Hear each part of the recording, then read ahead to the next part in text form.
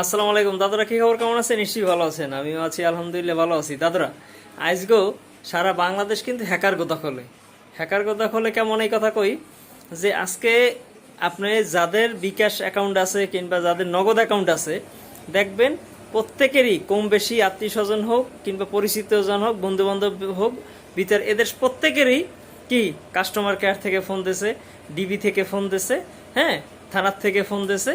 কি হয়েছে? ভুলক্রমে টাকা চলিয়ে গেছে, মামলা হয়েছে, হ্যাঁ, তারপর আবার কি বিকাশ থেকে তারা ফোন দেবে, হ্যাঁ, আপনার পিন নাম্বার তারা জানতে চাইবে কিংবা আপনার লেনদেন সম্পর্কে তারা জানতে চাইবে।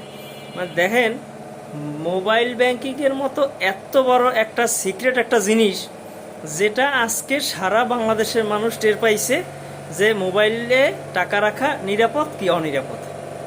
এবং এক শ্রেণীর লোক, অসাধু লোক, আমার মনে হয় অফিসের যোগসাজশে, হ্যাঁ, এই কাজগুলো তারা করছে। তা না হইলে একই সিরিয়ালে একই দোকান, হ্যাঁ, একই নাম্বার, এরকম মানে ফোন দিয়া কিংবা টাকা লেনদেন হয়েছে কিংবা দোকানের নাম উল্লেখ, এইগুলা কেমনে করে, কেমনে সম্ভব? হ্যাঁ, এখন যাদের যাদের অ্যাকাউন্ট আছে তারা তো আজকে এই মানে এই যে প্রসেস হয়েছে আর কি, তার ভিতরে ছিলেন।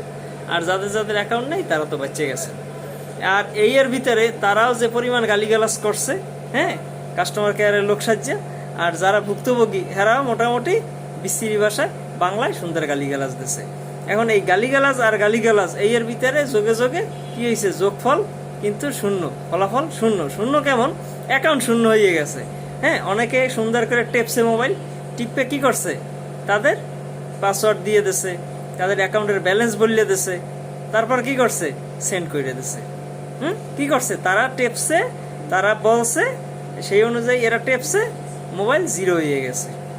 অনেকের এরকম গেছে। আর যারা চালাক চতুর তারা তো মোটামুটি টাকা রাখতে পারছে, আর যারা চালাক না তাদের টাকা কিন্তু কি গুনে খাইয়ে গেছে। যাই হোক, যারা মোবাইল ব্যাংকিং আছেন, যাদের মোবাইলে বিকাশ আছে, নগদ আছে, একটু সাবধান হন। আপনারা যখন দোকানে যান ক্যাশ আউট করার জন্য, তখন কিন্তু মোবাইল পাসওয়ার্ড কিন্তু কাউরে বলেন না, লুকাইয়া পাসওয়ার্ড দেন, পিন নাম্বার দেন।